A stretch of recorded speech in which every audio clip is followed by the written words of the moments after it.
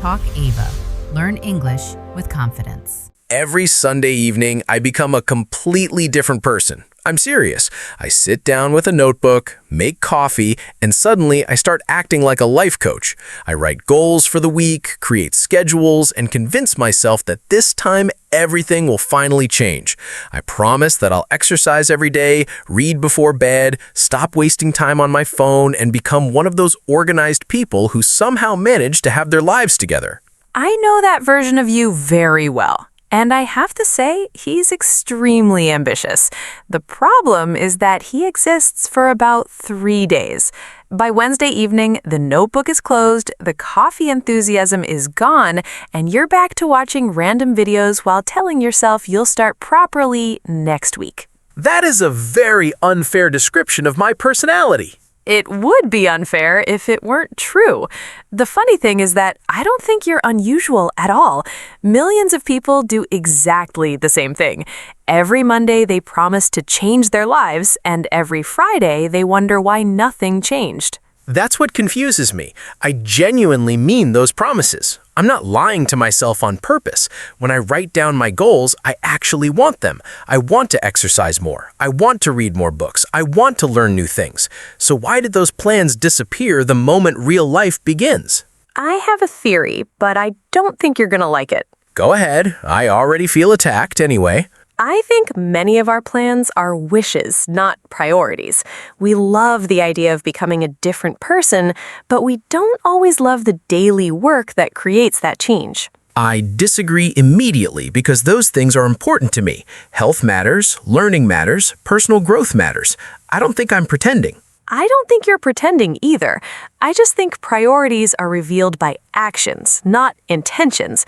Everybody says family is important, but do they make time for family? Everybody says health matters, but do they protect their health every day? That's where things become uncomfortable. That is making me nervous because I know where this conversation is going. It should make you nervous. Last month you told me reading was one of your biggest priorities. It is. Then you spent 2 hours watching videos about abandoned castles. Those videos are incredibly educational. You also watched a man restore an old train for 40 minutes. That was fascinating. My point is simple. If reading was truly the priority in that moment, you would have picked up a book. That's painful to hear because I know you're partly right. I think people underestimate how easy it is to confuse intentions with priorities. We say, I care about this, and because we say it often enough, we start believing we've already done the hard part. Exactly. Making plans feels productive. Buying notebooks feels productive. Watching motivational videos feels productive. But none of those things actually move your life forward. I hate how true that is. I once spent an entire afternoon creating the perfect weekly schedule. Different colors, beautiful handwriting, time blocks for every activity. By the end of it, I felt incredibly accomplished. Even though you hadn't accomplished anything. Please don't destroy my memories. I'm trying to save your future. That's surprisingly dramatic. Thank you. I think another problem is that adults are genuinely busy. We work long hours, answer emails, pay bills, help family members, and try to keep up with everything happening around us. Sometimes I reach the end of the day and honestly don't know where my time went. I agree with that completely. Life can become chaotic very quickly, but I also think we use the word busy too casually. Sometimes we're busy, other times we're distracted, tired, overwhelmed, or simply choosing comfort over effort. That's an uncomfortable distinction. It is, but I think it's important. If we blame everything on being busy, we never examine our choices. You're saying my schedule isn't the only problem. Exactly. Sometimes the problem is what we do with the small moments we have. That's scary because it means I can't blame my calendar anymore. Your calendar tells the truth your words try to hide.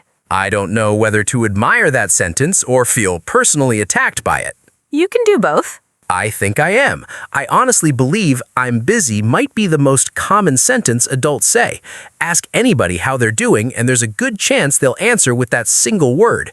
Busy with work, busy with family, busy with responsibilities, busy trying to survive. That's true, but I think the word has become an excuse sometimes. We use it so often that we stop questioning what it actually means. I don't know if I agree with that. Life today feels genuinely exhausting. Phones never stop ringing, emails never stop arriving, there are always messages to answer, errands to run, and things waiting for our attention. I agree completely. Modern life is demanding, but I also think people magically find time for things they enjoy. That sounds suspiciously personal. Because it is personal. Last week you told me you had no time to read. Here we go. Then I asked what you did that evening. I made dinner. And after dinner? I relaxed. For 2 hours. That sounds worse when you say it like that. Because it is worse. In my defense, I was tired. I know. I'm not saying relaxation is wrong. I'm saying people often say they don't have time, when the truth is they don't want to spend their energy on that thing right now. That's a huge difference. It really is. Because if you admit, I don't want to do this today, at least you're being honest. But when you keep saying, I don't have time, you start believing you have no control over your own life. That's interesting because I used to think being busy automatically meant being productive. The older I get, the more I realize those two things are completely different. They absolutely are. I know people whose schedules are full every day, yet they never move closer to what matters to them. Then I know people with simple routines who quietly improve year after year. I used to admire busy people. I still admire some of them. Fair enough. But now I admire people who know their priorities, people who protect their time, people who can say no without feeling guilty. That's a skill I still haven't mastered. Most people haven't. I certainly hadn't a few years ago. I used to say yes to everything because I was afraid of disappointing people. And then you ended up disappointing yourself. Exactly. That's why priorities matter so much. They're not just about work or success, they're about deciding what deserves your attention before the world decides for you. I love that idea because the world is very good at stealing our attention. Social media wants our attention, news wants our attention, work wants our attention. Everybody wants a piece of our time. Which means protecting your priorities becomes an act of self-respect. That's such a powerful thought. I think so too. Maybe that's why people struggle so much. Choosing priorities means accepting that you can't do everything. And that's a painful lesson because most people spend years believing they can. I know I did. I did too. If you're enjoying today's conversation, don't forget to like, share, and subscribe.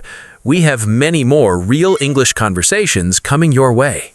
Because next, Dave is going to tell us about the biggest plan he ever made and why it almost became his biggest disappointment.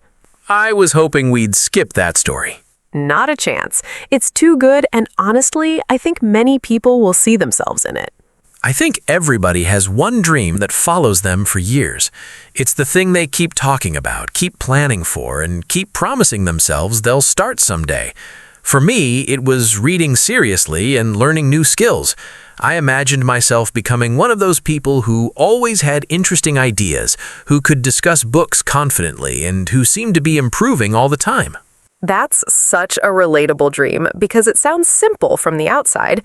You buy a few books, make some time every day, and slowly become the person you want to be. The reality, unfortunately, is usually much messier than that.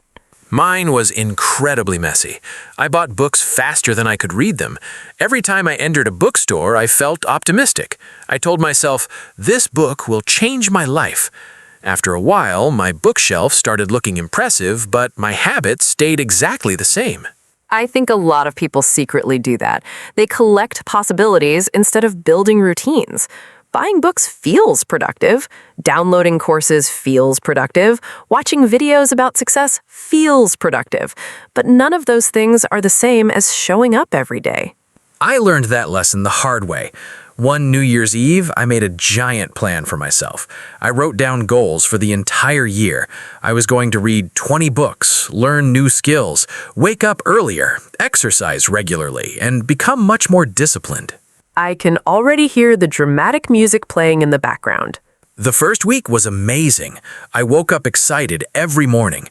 I followed my schedule carefully. I checked tasks off my list and felt proud of myself. I remember looking in the mirror one morning and thinking, this is it. I've finally become the person I've always wanted to be. That's the dangerous stage, because success feels permanent after only a few good days. Exactly. Then normal life returned. Work became stressful. I started sleeping later. One evening, I skipped reading because I was tired, and instead of treating it as one bad day, I treated it like a disaster. That's something people rarely talk about. We forgive other people very easily, but we judge ourselves so harshly. Missing one day shouldn't feel like failure, yet somehow it does. That's exactly how I felt. I looked at my books and felt guilty. I looked at my schedule and felt embarrassed. The strange part is that I stopped avoiding the work because it was difficult. I started avoiding it because it reminded me that I had failed. That makes complete sense to me. I think disappointment is heavier when it's directed at yourself. You start questioning your discipline, your motivation, and sometimes even your identity. That's what happened. I kept comparing myself to people online who seemed incredibly organized. They read every day. They woke up early. They always looked motivated. I remember thinking there must be something wrong with me because I couldn't keep a simple promise to myself. The problem with comparison is that you only see other people's highlights. You don't see their lazy days, their failures, or the moments when they feel lost. You're comparing your private struggles to somebody else's public success. I know that now, but at the time it felt very personal. I genuinely believed I lacked discipline. Then, one day, I became tired of disappointing myself. Not angry, not motivated, just tired. That's an interesting moment because people usually imagine change begins with inspiration. Sometimes change begins with frustration. Exactly. I stopped making huge promises. I stopped planning my entire year. Instead, I asked myself a very small question. Can I spend 10 minutes today doing something important? That's such a different mindset because suddenly success becomes possible again. That's what surprised me. 10 minutes didn't feel scary. 10 minutes didn't require motivation. Some days I read more, some days I read less, but I kept returning to it. Slowly, I stopped thinking of myself as somebody who wanted to read. I became somebody who actually did. That's such a beautiful transformation because the biggest changes often start quietly. People imagine life changes in dramatic moments, but most of the time it changes through ordinary decisions repeated consistently. I completely agree with that now. Dreams don't disappear overnight. They disappear one postponed day at a time, and they return one small action at a time too. That's probably one of the most honest things you've said today, and I think a lot of people need to hear it. Listening to your story reminds me of the busiest year of my life, and honestly, I don't remember that year very fondly. From the outside, everything looked wonderful. My calendar was full, my phone never stopped ringing, and everybody thought I was living an exciting life. That already sounds exhausting to me. A full calendar makes me nervous. At first, I loved it. Every invitation felt exciting. Friends wanted to meet. Family wanted my time. Work opportunities kept appearing. I said yes to almost everything because I thought being busy meant being important. I think many people believe that. We almost wear busyness like a badge of honor. If someone asks how we're doing and we say we're busy, it somehow sounds impressive. That's exactly how I felt. I was proud of being busy. I loved telling people how much I had to do. The problem was that my life slowly became crowded with things I liked and empty of things I needed. That's such an interesting sentence because people rarely notice when that happens. They assume if they're busy, they must be moving in the right direction. I assumed the same thing until my schedule became ridiculous. There were weeks when I had plans every single day.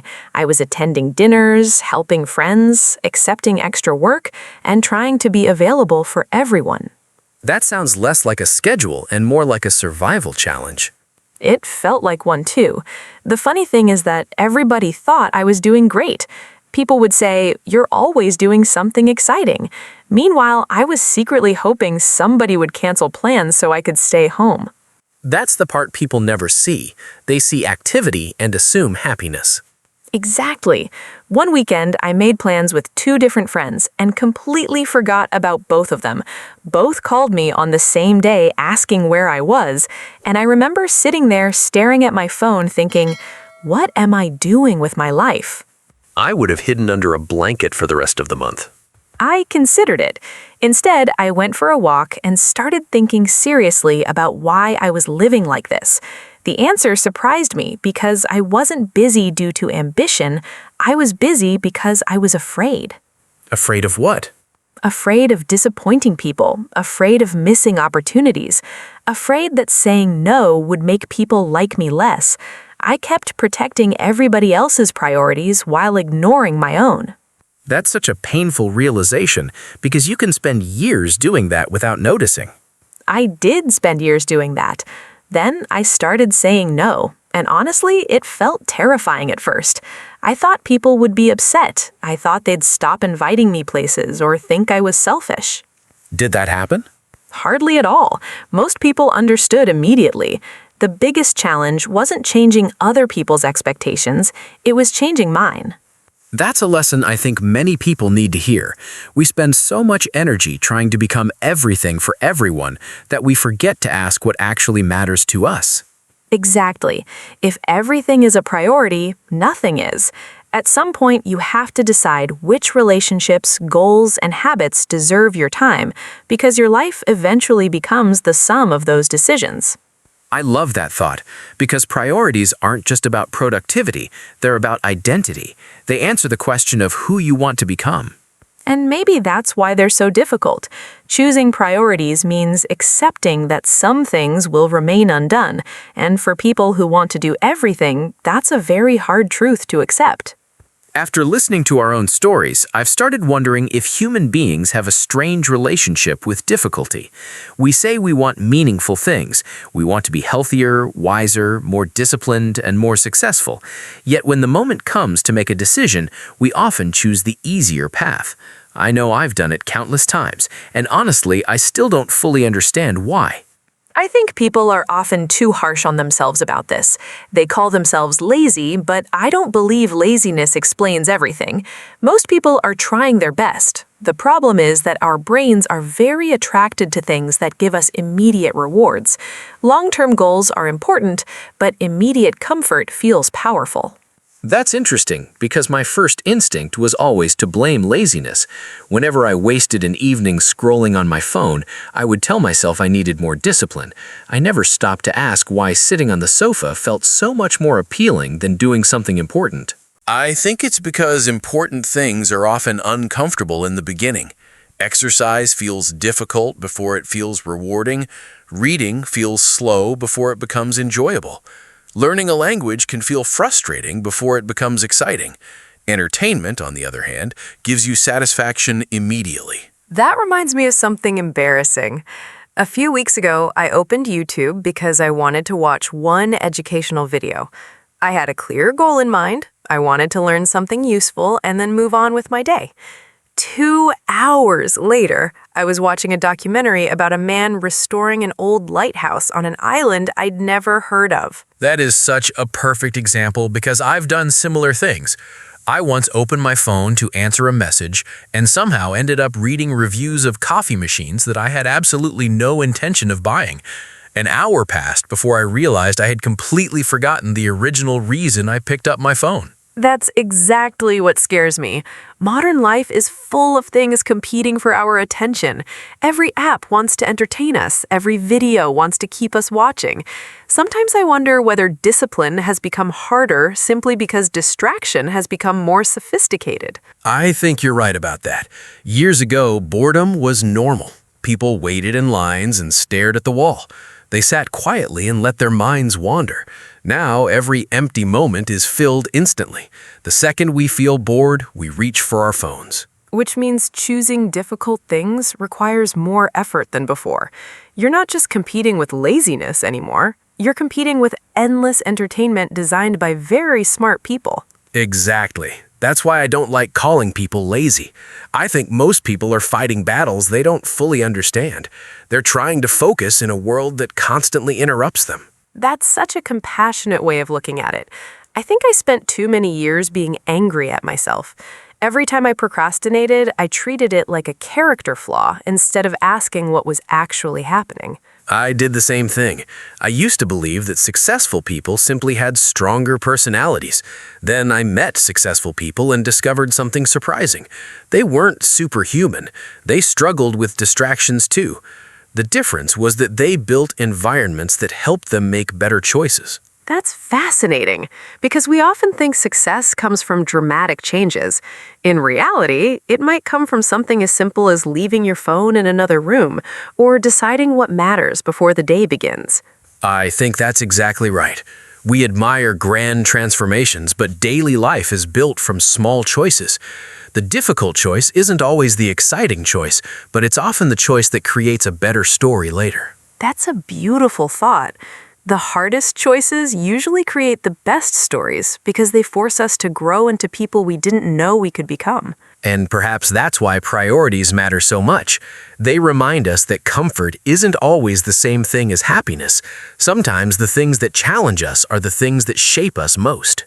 After all this talk about plans and priorities, I've realized something surprising. The things that changed my life weren't dramatic achievements or huge decisions. They were small priorities that I protected consistently, even when nobody else noticed them. I feel exactly the same way. When I was younger, I thought life changed through big moments. I imagined success arriving through one amazing opportunity or one perfect decision. The older I get, the more I believe life changes quietly through ordinary habits and priorities. For me, one of those priorities became sleep, which is funny because younger me would be deeply disappointed by that answer. I used to think sleeping less meant living more. Staying awake until 2 in the morning felt exciting. Now, I treat a full night's sleep like a luxury. That's such an adult realization. I remember when people used to brag about surviving on 4 hours of sleep. These days, if somebody tells me they slept 8 hours, I feel slightly jealous. The strange thing is that protecting sleep improved everything else. My mood improved, my concentration improved, even my patience improved. I spent years looking for complicated solutions and completely ignored one of the simplest priorities in my life. That's such a good example because many important priorities are surprisingly ordinary. For me, quiet time became one of those priorities. I used to fill every hour with something: music, television, social events, work, and endless conversations. I thought silence was boring. And now? Now I think silence is necessary. I love having moments where nothing is demanding my attention. I read, make tea, sit by the window, or simply think. Those moments aren't exciting, but they make me feel like myself again. I think modern life makes quiet moments feel strange. We're so used to stimulation that peace can feel uncomfortable at first. That's true. The first time I tried spending an evening without social media, I kept reaching for my phone without even realizing it. It was almost embarrassing how automatic the habit had become. I had the same experience. I once decided not to check my phone for an hour, and suddenly I felt restless. I kept wondering if I was missing something important. The funny thing is that most of the time, we're not missing anything important at all. Exactly. We're just uncomfortable with stillness. Which is why protecting small priorities matters. Reading matters, rest matters, health matters, friendships matter. None of these things feel urgent every day, but over time, they shape the quality of your life. That's probably the biggest lesson I've learned. I used to ask myself, what do I want to achieve? Now I ask a different question. I ask, what deserves my attention? I love that question because your answer reveals your values. It reveals what kind of person you're becoming and what kind of life you're building. I think priorities are really promises we make to ourselves. They say, no matter how busy life becomes, these things will remain important. That's such a beautiful way to describe them. Your future is built from the things you refuse to ignore, and over time, those small decisions become the foundation of your life. The amazing thing is that these priorities don't have to be impressive. They don't need to look exciting on social media. They only need to make your life more meaningful. I couldn't agree more. Sometimes the quietest priorities become the most important ones, and sometimes the smallest choices end up changing everything. The older I get, the more I realize that I spent too many years preparing for a life that never existed. I imagined there would be a day when I finally became disciplined, completely organized, and absolutely certain about everything. I thought adulthood would arrive like a movie scene where suddenly everything makes sense. Instead, I discovered that most people are just trying their best while quietly figuring things out as they go. I think that's one of the biggest surprises of growing up. As children, we look at adults and imagine they have secret knowledge. We think they know how to manage time perfectly, how to make the right decisions, and how to balance every part of life. Then we become adults ourselves and realize everybody is learning in real time. Some people are just better at hiding their confusion. I wish somebody had told me that earlier, because I spent years comparing my messy reality to other people's polished images. Every time I saw somebody with a perfect routine or an impressive schedule, I assumed they had discovered something I hadn't. I never stopped to consider that maybe they struggled too. Social media makes that problem much worse because people naturally share their best moments. Nobody posts videos of themselves procrastinating, wasting an evening, or doubting their choices. We see people waking up early, exercising, reading books, and smiling at sunrise. Then we compare that tiny highlight to our entire life. I remember doing that constantly. I would see somebody talking about productivity and think, why can't I be like that? I genuinely believed disciplined people never lost motivation and never made excuses. Looking back, I realize how unfair I was to myself. I think many people are unfair to themselves because they expect progress to look perfect. They imagine success as a straight line where every day is better than the last. Real life doesn't work that way.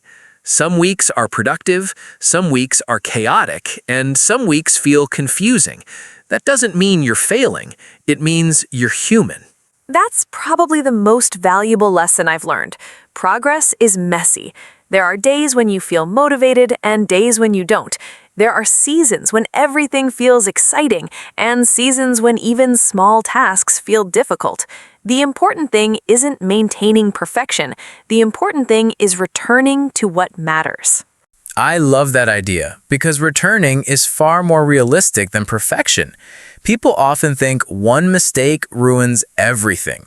They miss a workout, skip reading for a few days, or waste a weekend, and suddenly they feel like failures. I used to think that way too. I believed consistency meant never making mistakes. I had exactly the same mindset. If I missed one day of a routine, I treated it like evidence that I lacked discipline. Instead of continuing, I would start over completely. Looking back, I think I was addicted to fresh starts because fresh starts feel exciting. Continuing after disappointment requires much more courage. That's such an important point because life isn't built from dramatic restarts. It's built from ordinary returns. You fall behind and come back. You lose motivation and come back. You doubt yourself and come back. Those moments aren't glamorous, but they shape who you become. If I could speak to my younger self, I wouldn't give complicated advice. I wouldn't tell him to chase success faster or work harder than everybody else. I would simply tell him to stop making impossible promises. I would tell him to choose a few things that genuinely matter and protect them consistently. That's beautiful advice because younger me needed something similar. I spent so many years trying to make everybody happy. I said yes too often, worried too much about disappointing people, and ignored my own needs because I thought being selfless meant sacrificing everything. I think many people struggle with that. They spend years protecting other people's priorities and wonder why their own lives feel empty. Exactly. It took me a long time to understand that saying no isn't selfish. Protecting your energy isn't selfish. Creating boundaries isn't selfish. Those choices allow you to give your best to the things that truly matter. I think wisdom is realizing that time doesn't disappear mysteriously. We give it away little by little, and the way we spend it eventually becomes the story of our lives. That's why I believe small choices deserve more respect. They don't feel important in the moment, but years later, they become the reason your life looks the way it does. I couldn't agree more. The older I get, the less I admire perfect plans, and the more I admire people who quietly keep their promises to themselves. And maybe that's the real secret people spend years searching for. Not perfection, not endless motivation, but the ability to keep returning to the things that make life meaningful. After everything we've discussed today, I think we've finally arrived at the question that started this entire conversation. If somebody asked you to choose only one, would you choose plans or priorities? That's difficult because I think both are important. But if I had to choose, I would choose priorities without hesitation. Plans are useful because they give direction, but priorities decide what actually receives your time and attention. I expected that answer, but I'm still going to defend plans because I think people underestimate their importance. Plans give structure to dreams. Without plans, goals remain vague ideas floating around in your mind. A plan says, this is where I want to go, and sometimes that's exactly the encouragement people need. I agree with that completely. I don't dislike plans at all. I just think plans are easier to love because they feel exciting. Buying a notebook feels exciting. Creating a schedule feels exciting. Imagining a better future feels exciting. Priorities are harder because they ask uncomfortable questions about how you're living right now. That's true. Priorities force honesty. They force you to admit whether your actions match your intentions. You can say health matters, but do your choices reflect that? You can say family matters, but do you make time for family? Those questions aren't always pleasant. That's exactly why priorities matter so much. They reveal your values in ways words never can. Everybody has good intentions, but priorities are visible in daily life. They're visible in the conversations you have, the habits you protect, and the sacrifices you're willing to make. I think that's why I've changed my perspective over the years. When I was younger, I admired people with ambitious goals. Now I admire people who quietly protect what matters to them. I admire people who make time for loved ones, who take care of their health, and who refuse to let distractions control their lives. I feel the same way. The older I get, the more I realize that success isn't only about achievements, it's also about building a life that feels meaningful. You can accomplish impressive things and still feel disconnected from yourself if your priorities are missing. That's such an important distinction because people spend years chasing goals without asking whether those goals actually align with the life they want. Plans are powerful, but priorities give those plans purpose. I think that's the answer then. Plans and priorities aren't competing with each other. They need each other. Plans provide direction and priorities provide commitment. Without plans, you drift. Without priorities, you lose focus. I love that because it reminds us of our entire conversation today. We talked about routines, distractions, busyness, and difficult choices, but all of those things lead back to the same question. What matters enough that you're willing to protect it consistently? That's the question everybody should ask themselves because the answer shapes everything else. Your relationships, your habits, your goals, and even your peace of mind are influenced by what you decide deserves your attention. Looking back, I don't remember most of the plans I made. I remember the things I protected. I remember the friendships I kept, the habits that improved my life, and the moments when I chose something meaningful over something easy. I think that's true for most people. Years later, we rarely remember perfect schedules or detailed plans. We remember the values we lived by and the priorities that helped us become who we are. If you enjoyed spending time with us today, don't forget to like this video, subscribe to the channel, and share it with someone who might enjoy this conversation too. We always enjoy having these conversations with you, and we hope to see you again in the next episode, because there's always another interesting question waiting for us to explore together. Until then, keep making plans that inspire you. And keep protecting the priorities that make those plans worth pursuing. Plans show where you want to go. Priorities decide whether you'll get there.